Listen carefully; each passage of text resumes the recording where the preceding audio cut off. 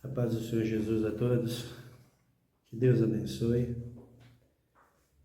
Mais uma vez estamos reunidos para meditarmos na palavra de Deus. Temos que falar a palavra de Deus sempre. Eu não me canso de dizer. Você que quer ser salvo e que se sente que já está salvo, precisa continuar meditando na palavra. Precisa continuar na palavra. Precisa confiar na palavra. Deus não tem outra forma de nos salvar senão pela palavra. Não esqueça, você é mau.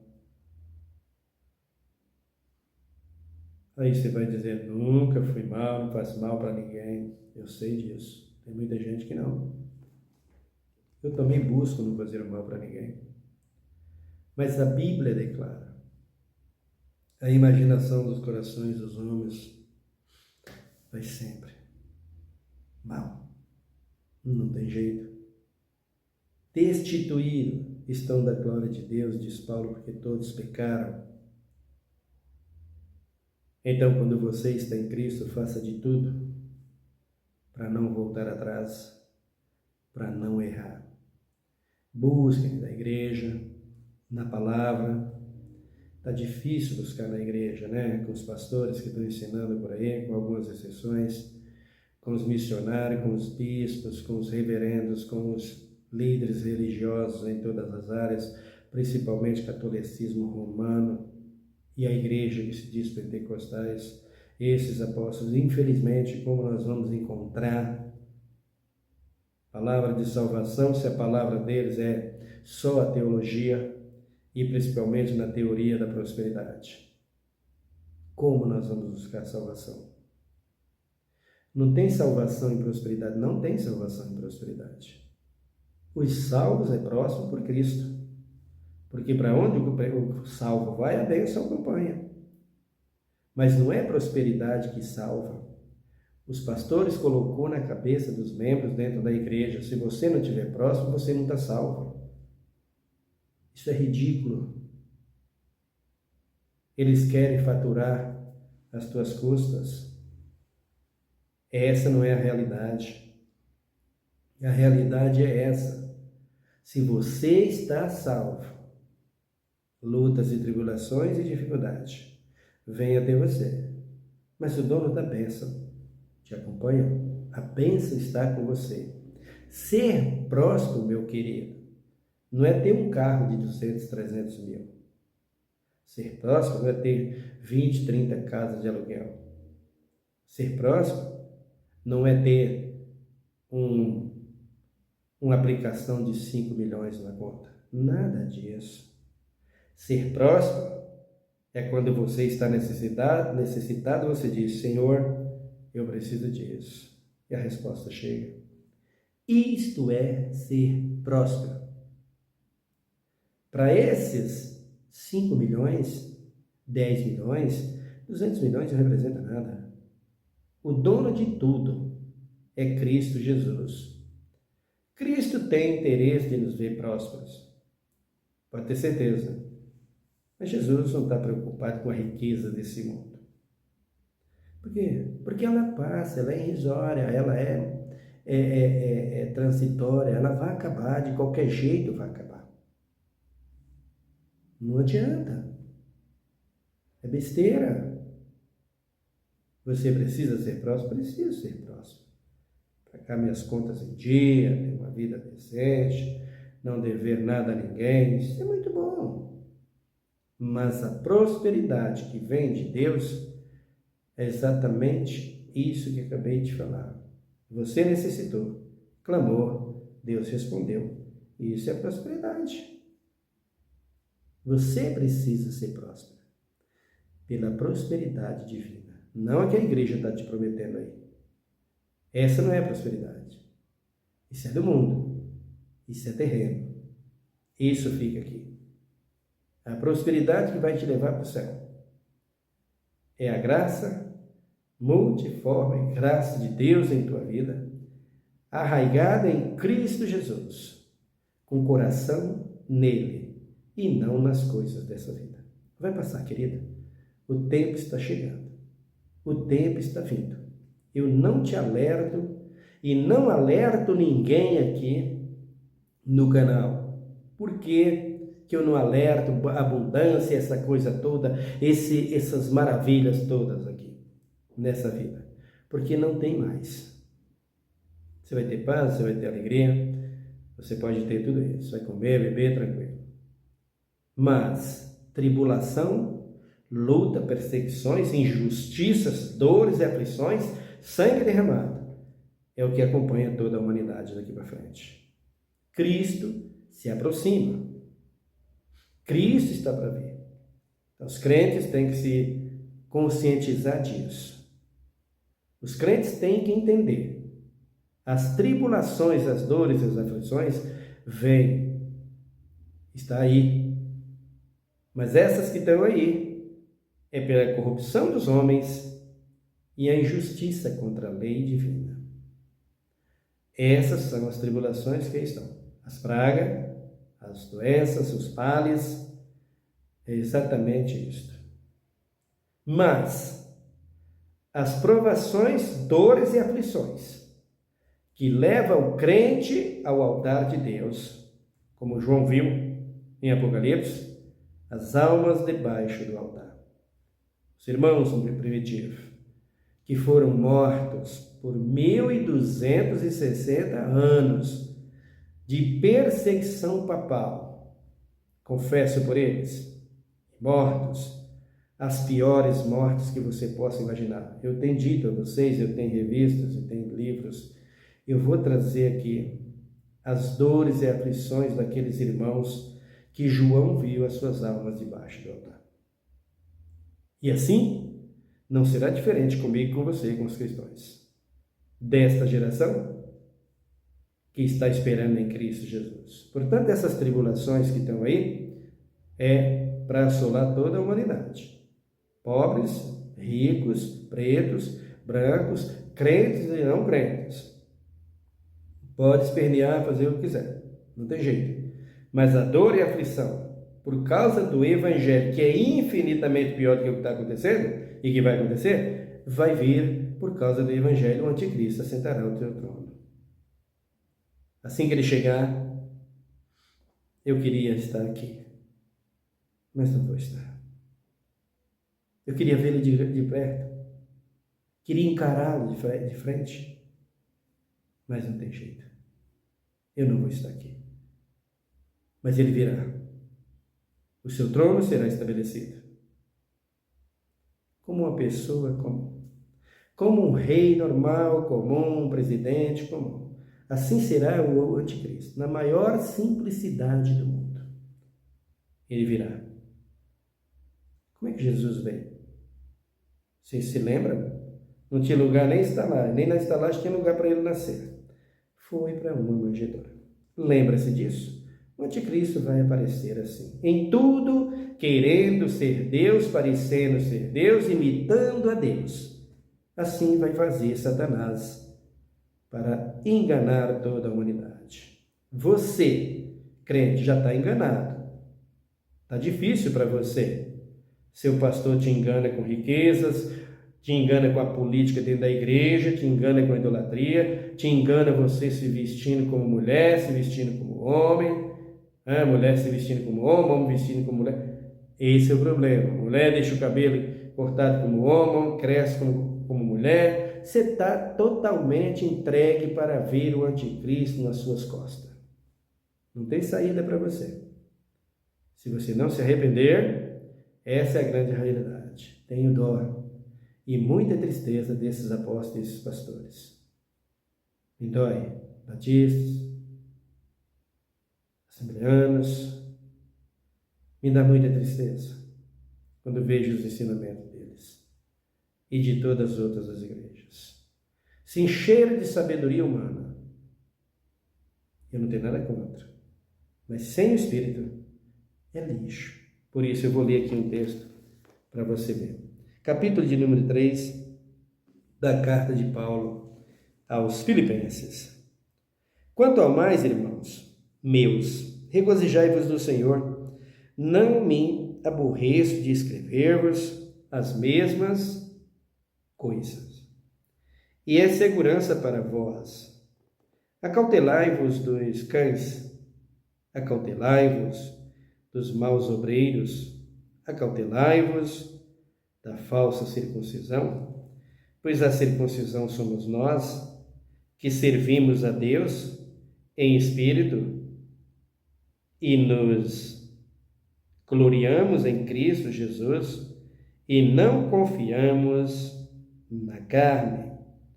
Ainda que eu também poderia confiar na carne.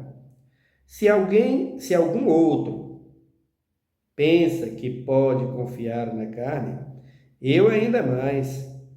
Circuncidado ao 8º dia, da linhagem de Israel, da tribo de Benjamim, hebreu de hebreus, segundo a lei fui fariseu, segundo o zelo perseguidor da igreja,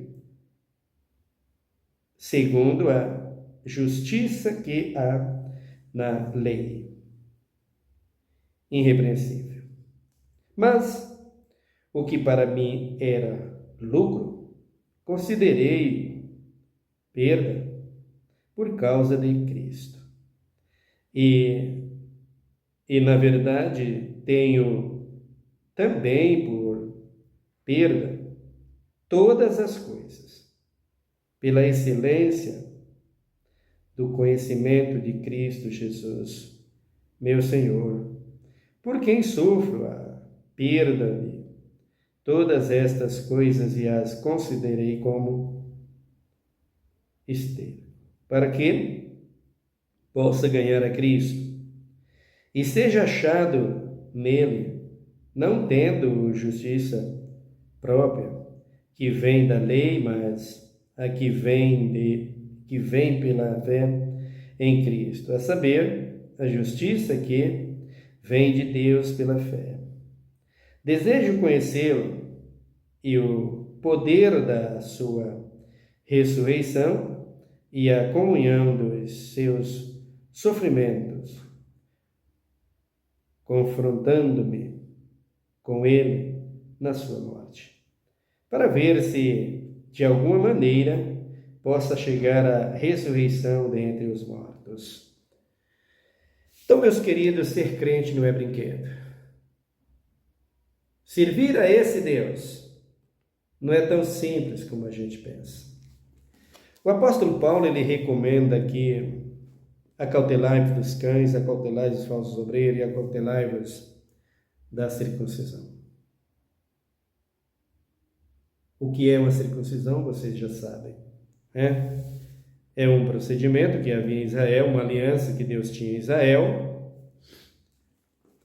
para que a nação Israel pudesse ser conhecida como o povo de Deus e Deus pudesse operar no meio deles como sendo Deus soberano, como sendo o único Deus, o Deus que está acima de todos, que não que estava, mas que está acima de tudo e de todos.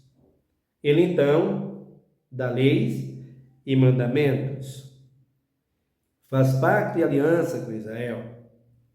E essa aliança que Deus fez com os filhos de Israel sobre o derramamento de sangue, derramar de sangue. Os filhos de Israel tinham que ser circuncidados. Eles tinham que fazer uma operação que dava-se no membro da criança para que viesse a derramar o sangue do chamado sangue do prepúcio. Então, quando fazia aquela operação, o sangue era derramado, aquela pessoa pertencia a Israel. Todos os que fossem comprados por dinheiro, seria a mesma coisa. Todos os escravos tinham que passar pelo mesmo procedimento. Moisés, com todo Israel, ele fez esse procedimento, aplicou essa aliança. Josué, do mesmo jeito depois de Moisés, Aliás, Josué não tinha nem faca para circuncidar o povo, mandou tirar pedras na pederneira e das pedras ele fez faca para fazer essa operação, esse procedimento nas crianças, nas pessoas que iam chegando a Israel. Cristo então vem ao mundo. E quando Cristo vem a este mundo, vem para verter o seu sangue. Então, para pertencer à linhagem de Israel, as pessoas tinham que fazer esse sacrifício. E para serem perdoados seus pecados, eles tinham que oferecer aquele outro sacrifício, que era o sangue de animais, de touro, de bode, de rola, pombo, para que eles pudessem ser perdoados e pudessem viver como a nação de Israel. Mas os filhos de Israel manteve essa aliança até Cristo chegar. Isso era uma profecia. Quando Cristo viesse, essa profecia se cumpria. Por quê? Porque todo o sangue que estava sendo derramado para perdão de pecado, supostos perdão de pecado, não era perdão, era só para viver. Sangue de touro, de bode, de rolas, como diz o escritor dos Hebreus, não tem salvação, não salva ninguém. Então tinha que ser o sangue de Cristo. Satanás não exigia sangue desse tipo para salvação, porque ele sabe que o animal não tem uma alma eterna, um espírito eterno. Ele sabe que não tem. Não vai se chegar a Deus. Então, sabe que os animais, os quadrúpedes, os répteis, não vai chegar a Deus. De jeito nenhum. Então o que ele queria? Ele queria sangue humano. Aonde está a vida? Aonde ele entrou para destruir, lá no Éden. Então o que tinha que ser feito? Tinha que morrer alguém, se sacrificar, para que o pecador encontrasse o perdão pelo seu sangue. Pagasse a dívida. Tínhamos uma dívida. E você que não aceitou esse Cristo ainda, ou que não se achegou a Ele para que Ele te receba, você é um devedor. Você ainda deve. Para quem? Para Satanás. E você vai ter que pagar para Ele. Como? Só tem uma saída. Se humilhar perante Cristo e Ele vê o sacrifício na cruz. Ele vendo isso e vendo você arrependido, fugiu das obras dele, Ele sabe que você não tem mais jeito. Perdeu para Cristo. Então, Hebreus, ou melhor, Colossenses diz que ele riscou a cédula que era contra nós. O escrito de dívida, de acusação, que Satanás tinha contra nós, adquirido no Éden, percorre por toda a raça humana enquanto aqui estiver. Então, ele tem esse escrito de acusação. Mesmo Cristo tendo sido crucificado, morto, sepultado e ressuscitado, ele continua tendo esse escrito de acusação, até que a pessoa se achega a Cristo, se humilhe, se arrepende, e essa cédula de acusação seja riscada pelo sangue de Cristo na cruz do Calvário. Então ele diz, havendo riscado a cédula que era contra nós, nas suas ordenanças, a qual de alguma maneira nos era contrária, ele a tirou do meio de nós, cravou na cruz. Escutadas, lembra-se? Flecha, lança no seu ventre.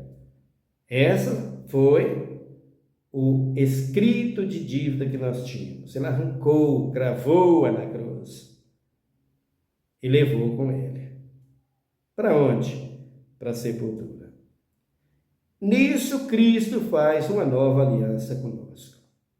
Não precisa mais ser circuncidado. Somos a circuncisão de Cristo. Paulo está dizendo aqui o versículo de número 3, ele diz assim, pois a circuncisão somos nós que servimos a Deus em espírito, no em espírito, e nos gloriamos em Cristo Jesus e não confiamos na carne. Percebe, queridos, que o Evangelho não é um brinquedo. Você percebe que todo pregador, todo aquele que está empenhado com o Evangelho, com a salvação, ele não está preocupado com pregar prosperidade, com pregar grandeza desse mundo, riquezas desse mundo. Ele sabe que tudo isso está em poder de Cristo, está em poder da cruz. Na cruz ele conquistou tudo. Para você. Está preocupado com a enfermidade? Ela veio, ele se vira. Cristo não curou a enfermidade pela oração? Não, ele tem um médico, vai atrás. Isso é a vida de Cristo. Isso é a comunhão com o Espírito Santo. Então, queridos, o pastor ora, não é curado. Vem aqui, porque aqui é que você cura. Sai dessas palhaçadas. Vai para a verdade está em Cristo. Eu sou o Senhor que te sara, diz Ele. Então você vai para buscar sua cura pela fé. Vai buscar seu livramento pela fé. Não conseguiu na igreja? Não. Vai ficar doente porque vai ficar insistindo, buscando até morrer? Não, senhores. Vai até o médico. Ele trabalha com os exércitos dos céus e moradores da terra. Se o pastor orou e não deu em nada, vai para o médico. E receba o seu livramento. Cristo vai usar. Portanto, meus amados, essa história de basear a igreja só nessa prosperidade, isso é besteira. As pessoas, às vezes, ninguém quer me ouvir. Pelo contrário, eu vejo muitas perseguições, inclusive para os pastores, alguns pastores de assembleia, que querem mesmo, até que eu pare de pregar. Mas eu não posso parar nunca. Se lá no céu tiver pregação, eu vou para lá, eu quero fazer lá. Mas não tem, lá não precisa. Já são santos e salvos quem vai para lá. Mas aqui na terra, a minha responsabilidade é essa. Eu já disse a você, prosperidade é ter Cristo. Cristo é a nossa sorte, a nossa prosperidade. Clama a Ele e Ele faz. O objetivo do pregador é ensinar o caminho da salvação. Cristo Jesus.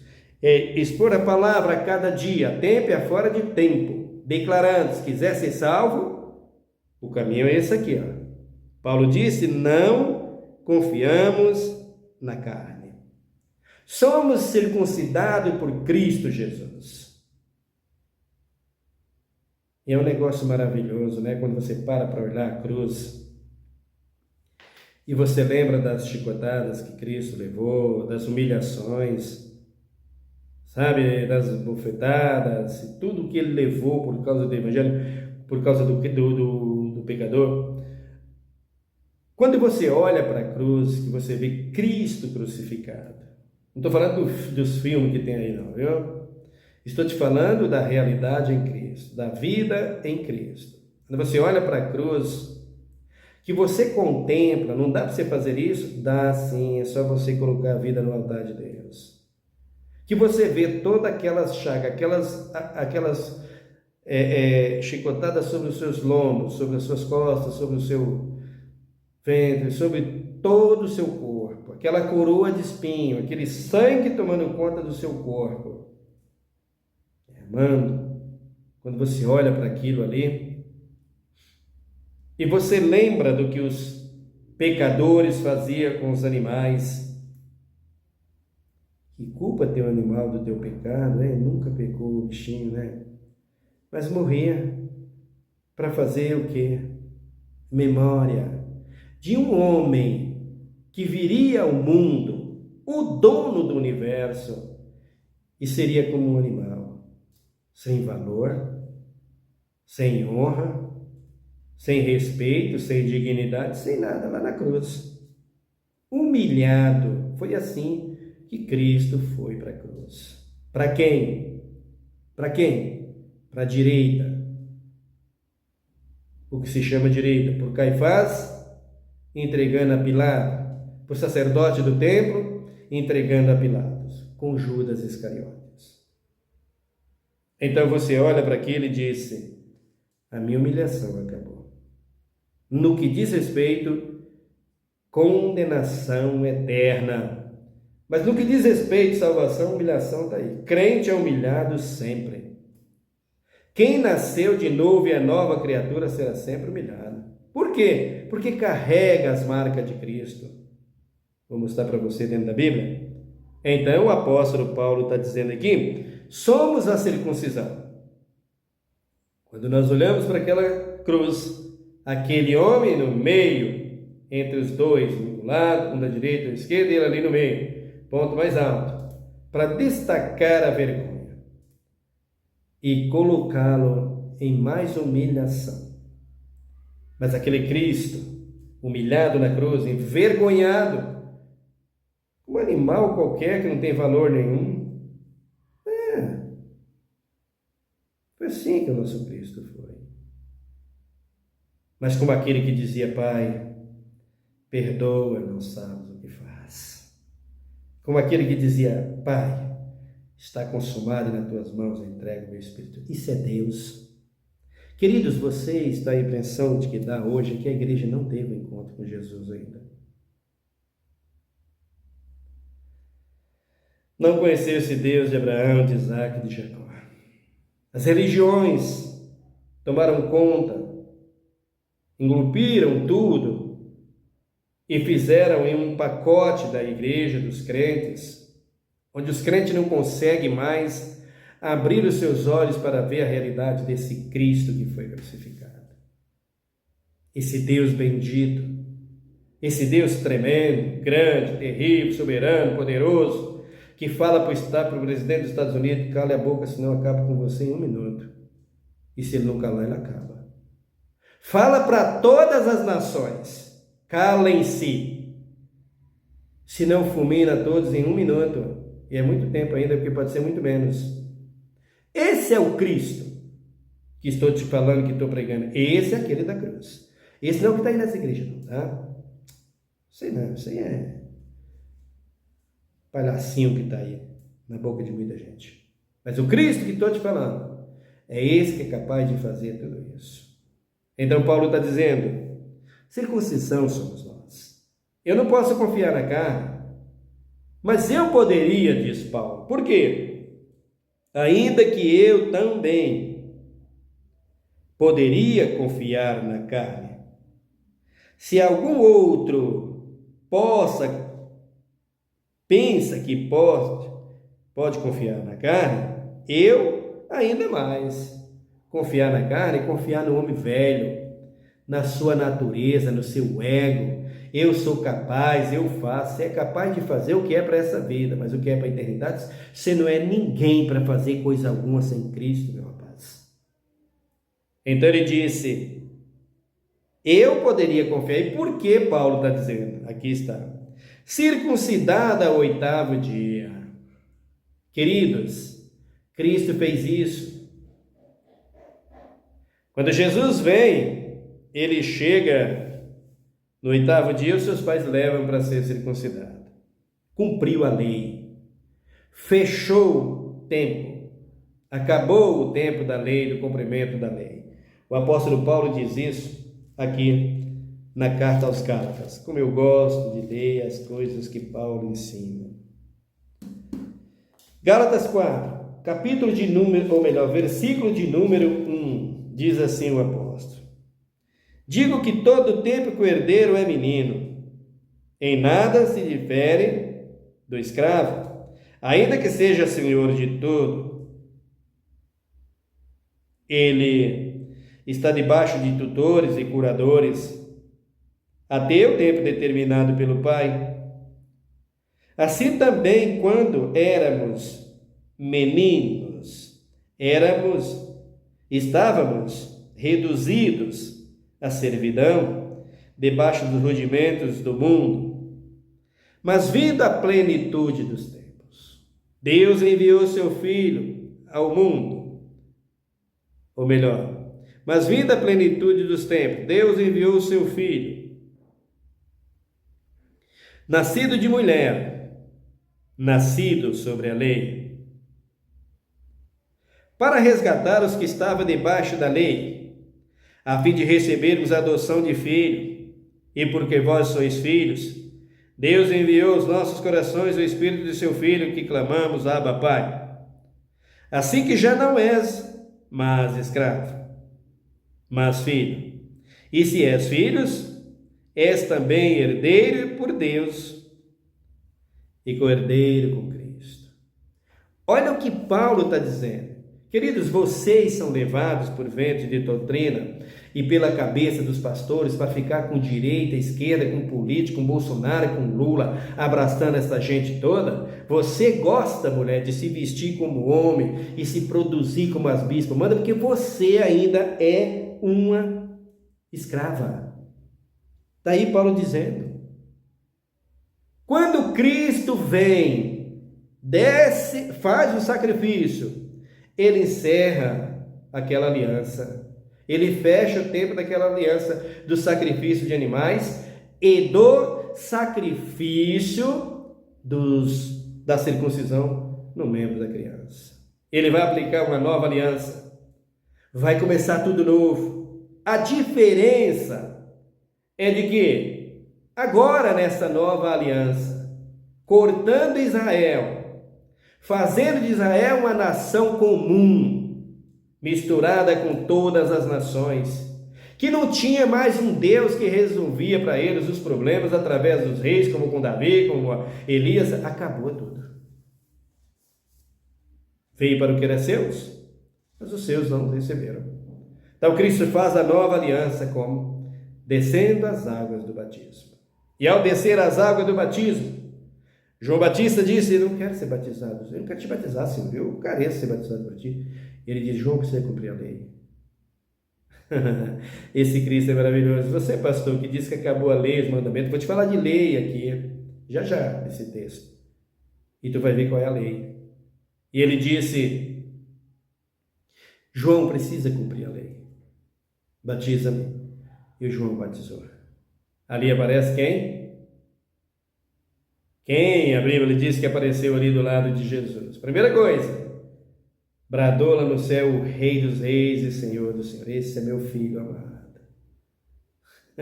Cumprindo toda a lei. Que orgulho dar o Filho de Deus ao Pai, não? Você está dando orgulho a Jesus? Tá, mulher? Tá, bispa? Cortando cabelo, como que esses seus brincos nojentos, todos esses seus pendentes horrorosos que está aí, para o mundo muito bonito, né? Mas para uma cristã, uma porcaria. Jesus disse, e aí? Ele disse que é escravo do pecado. Então Jesus, quando faz o pacto e que se batiza, ouve a voz do Pai. Meu filho amado, meu prazer está nele. Será que Deus pode falar isso para nós hoje? Pode, pastor. Pode, apóstolo. Deus pode falar isso para você? Seu político nojento. Pode? Pode. Pergunta para ele. Aí Jesus ouve a voz, todos que estavam por perto, de repente o pombo vem. Ah, igreja, tu não sentiu a presença desse Espírito, igreja. Tu não sentiu ainda a presença desse Espírito. Tu não encontrou com esse Cristo, apóstolo.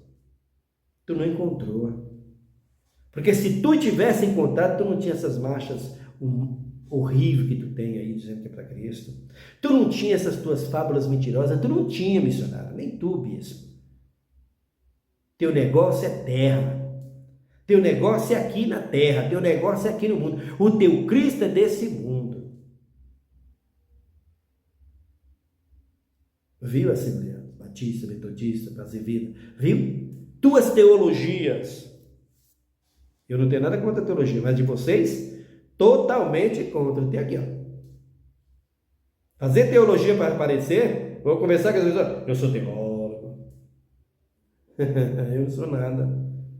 Pela graça prego o Evangelho. Como você vê, fraco para ler. Mas em Cristo Jesus, eu sou o que sou. E a sua graça para comigo não foi em vão. Tem inveja de nenhum de vocês. Gosto do que faço. Em Cristo Jesus. Então ele diz aqui, ó. Circuncidado ao 8º dia da linhagem de Israel.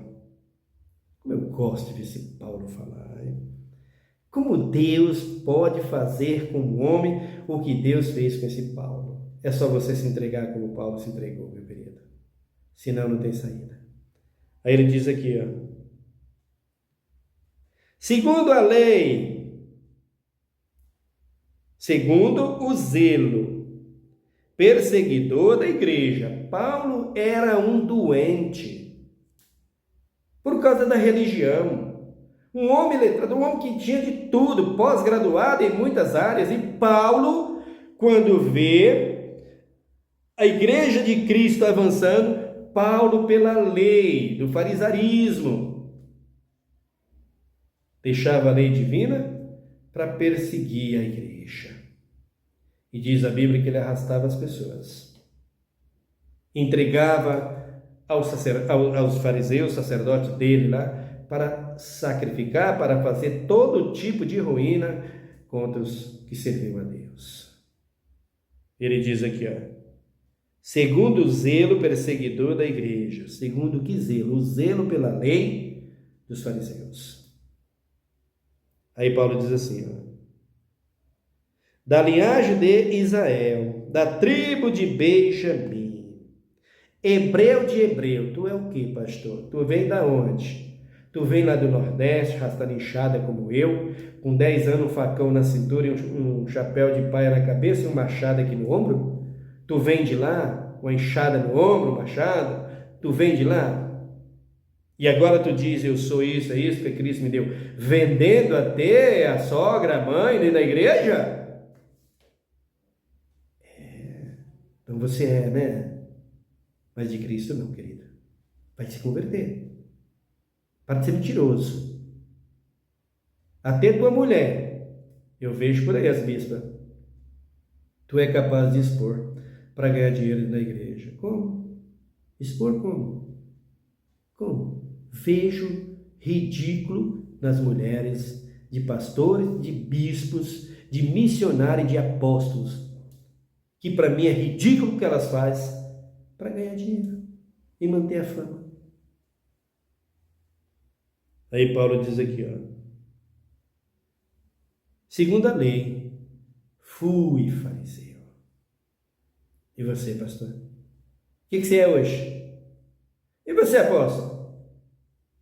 Apóstolo, eu não te peço perdão para dizer o que eu vou dizer. Posso te chamar de fariseu a qualquer tempo. Vejo aqui, ó. Você é um fariseu que não respeita a disciplina de Cristo, me atrapalha a pregar o evangelho. É o que você faz, você me atrapalha a pregar a salvação. Você me envergonha, pastor. Você, apóstolo. Você me causa vergonha. Você e sua bispa, você me causa vergonha. Você me atrapalha a pregar a salvação. Hoje, Assembleia, Deus é Amor, congregação, vocês me causam vergonha hoje na pregação do Evangelho.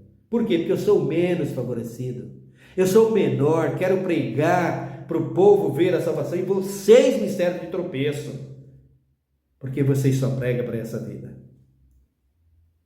E esquece a salvação. Vocês não têm misericórdia dos pobres, dos necessitados? Vocês não têm misericórdia das pessoas que vão perecer por causa de vocês? Vocês não percebem, não ouvem falar o que é um lago de fogo e vocês deixam as pessoas desse jeito na igreja, ensinando o que convém a vocês, apóstolos? Vocês não se compadecem de nada? Pois Cristo não se compadecerá de vocês. E o sangue deles, Cristo requererá da mão de vocês. E eu vou cobrar, se eu estiver pregando e falando a verdade. Ainda que naquele dia, desça para o fogo, se for condenado. Vou dizer no dia do trono branco, me atrapalharam.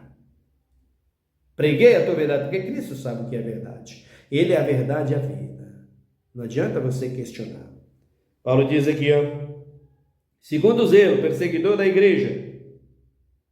Segundo a justiça que há na lei, irrepreensível. Paulo era tão carrasco contra a igreja e tão cumpridor da lei do farisaísmo que ele era irrepreensível pelos homens. Esse Paulo faz o que nós queremos. Aí ele diz aqui, ó. Mas o que para mim era lucro, considerei perda por causa de Cristo. O que você quer perder por causa de Cristo, hein, mulher? Hein, bispo? Está disposta a perder alguma coisa por causa do Evangelho? Se fala tanto de Esté, né? Que Esté tinha tanta coisa, a rainha lá no pé do açoeiro, lá, a mais velha. Quando Cristo chama a atenção, quando o seu irmão convoca, jogou tudo para o lado, desconsiderou tudo. Vai fazer isso, bispo, um dia? Você da Batista, você do Gospel, você diante do trono, você das Assembleias, você da Deus e Amor, da Paz e Vida, Universal, Renascer, Mundial, você vai fazer isso um dia? Vai ter essa coragem de fazer isso um dia? Paulo diz aqui, ó. E na verdade, tenho também por perda todas as coisas pela excelência do conhecimento de Cristo. Quer conhecer a Cristo, querido? Paulo disse, eu tirei tudo isso, eu não conhecia Cristo. Se eu não jogo tudo isso fora, não conhecia Cristo. Por isso eu digo, igreja, vocês não teve encontro com Jesus ainda. O Cristo que morreu na cruz, ainda não. Ainda não. Aí ele diz aqui, ó, e na verdade, pela excelência do conhecimento de Cristo Jesus, meu Senhor, por quem sofri a perda. Paulo disse, eu vou ter que perder. É sofrimento eu ter tudo isso, eu estudei, fiz tudo isso, me sacrifiquei, fiz faculdade, eu não sei como é que era naquele tempo, mas Paulo está querendo dizer isso. Desconsiderei tudo para conquistar Cristo. Aí você pergunta, eu não posso fazer faculdade. Para de ignorância, vai fazer a tua faculdade, vai estudar. Estou falando de vida com Cristo. Viu, queridos? Estou falando de renúncia no que diz respeito à carne e ao pecado. E não às necessidades que você tem nessa vida. Aí Paulo está dizendo aqui, ó. Por quem sofri a perca de todas estas coisas. E as considerei como refúgio, para que possa ganhar a Cristo. Está querendo ganhar a Cristo como? Desse jeito aí, queridas, que Cristo você vai ganhar? Sei não, hein? Aí Paulo disse assim, considerei como esterco, como aquilo que o boi joga fora, depois que degusta. Seu diploma, sua pós-graduação, seu conhecimento humano, sua perseguição à igreja, seu zelo pela igreja, não teve medo de morrer. Abraçou esse Cristo. Igreja, conheça Cristo. É melhor do que ficar conhecendo a Lula, Bolsonaro, deputado tal, fulano de tal. Vem conhecer a Cristo. Conheça de Cristo. Conheça esse Cristo. Está disposto, pastor? Parar de brigar por causa da política e por causa do candidato tal para brigar por causa do evangelho? Está disposto a renunciar aos cargos para fazer isso? Tá não? Não. Pois é, Cristo tem um livro lá em cima. Você já sabe, né?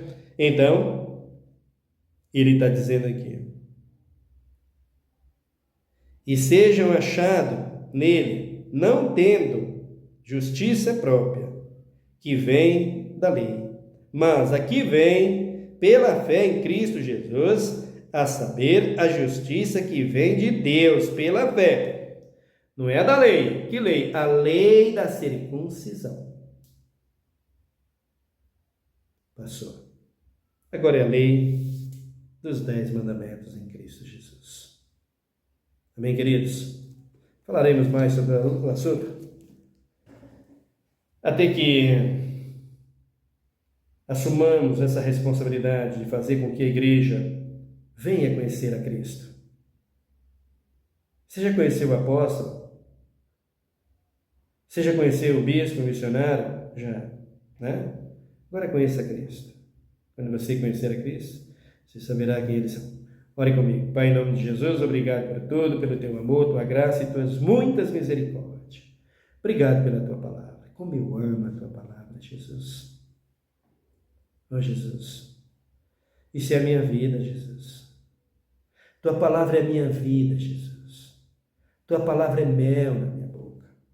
Eu amo, eu quero, eu abraço, eu vivo por ela, para ela e para ela sempre. Eu amo a tua lei, Jesus, a tua palavra. Eu sem a tua palavra, Senhor, eu sou como um peixe fora d'água, uma andorinha sem ninho, uma raposa sem covil.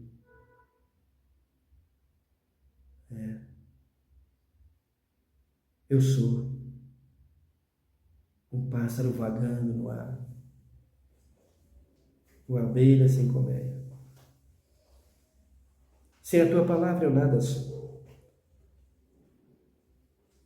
Mas com a tua palavra, Pai, eu tenho vida. Eu sei amar. Eu sei viver. Eu sei glorificar o teu nome. Eu sei buscar a tua presença. Eu sei perdoar. Obrigado, Jesus, pela tua palavra, pela cruz vazia, sepultura vazia. Não tem palavras. A única coisa que sai do meu coração é essa. Usa-me como quiser, enquanto o sangue correr nessas veias, Senhor. Faça dele o que tu quiser. Eu só quero que tu seja glorificado. Eu só quero que tu seja exaltado. Obrigado, Deus, por tudo. Por tudo, por tudo. Obrigado pelo teu Filho, Jesus Cristo. Obrigado pela minha nação, pelo meu povo, pela minha pátria, pelos meus filhos, pela minha família. Obrigado por tudo.